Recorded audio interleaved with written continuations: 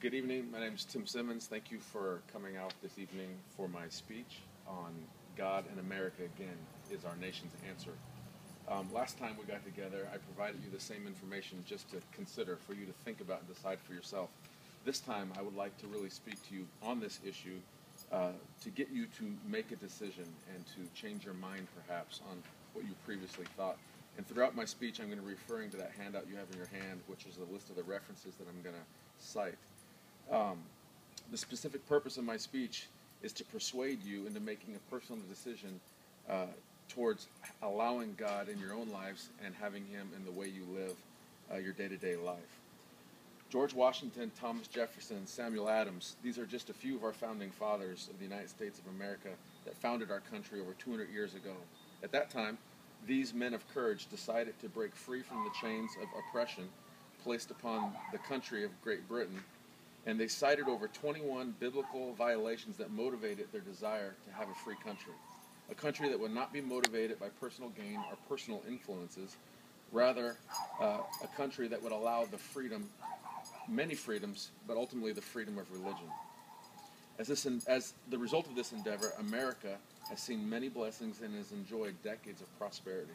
This is our history, it's our foundation. However, over the years and the decades, we've digressed, we've disintegrated away from this into a self-serving country where everyone does what each desires in their own eyes. The idea of moral decisions lies within each person's own agenda rather than following biblical or godly principles and precepts. The primary common denominator in this digression has been the push to remove God or religion from our textbooks, our laws, our society, and ultimately remove Him from our conscience. If we want to understand where we are as a country, we must first understand where we came from. Like I said before, our founding fathers founded us with these ideas. The founding fathers' intentions in drafting the Constitution was to establish a God-fearing country that accepted religion as part of its core. They believed that a higher power was at work in their lives and in this country. The resolve of the people in that day was led by religious beliefs, and as a result, our country prospered and grew in influence. Life experiences, however, and situational circumstances caused change in our lives, our cities, and ultimately it caused change in our country. The key moments in history that have brought about change in America's religious view and change in the moral facet of America have been things such as Roe v. Wade, which changed the way we look at human life or human culture, or the introduction of the internet, which allowed people to hide in secret and search in secret and be alone.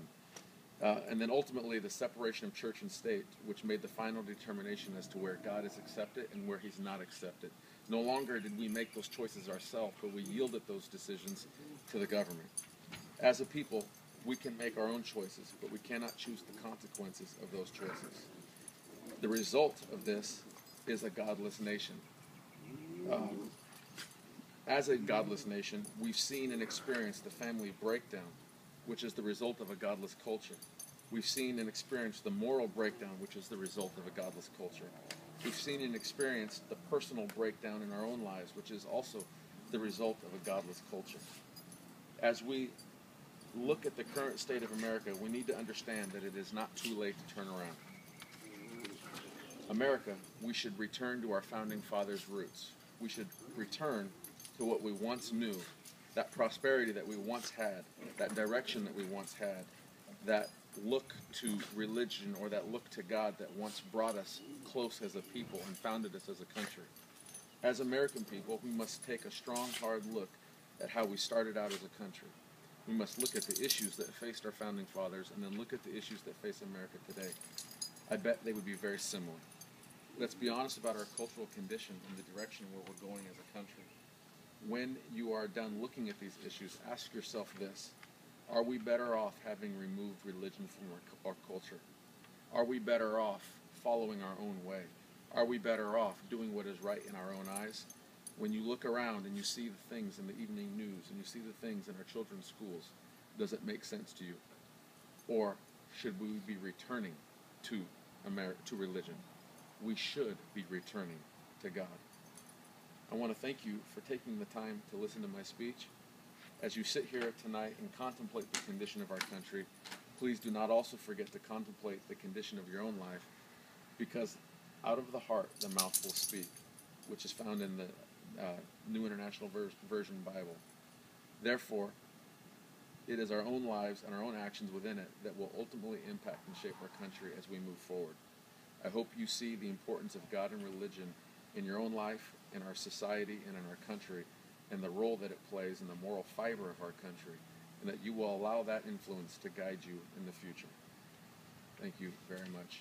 Have a nice evening. God bless.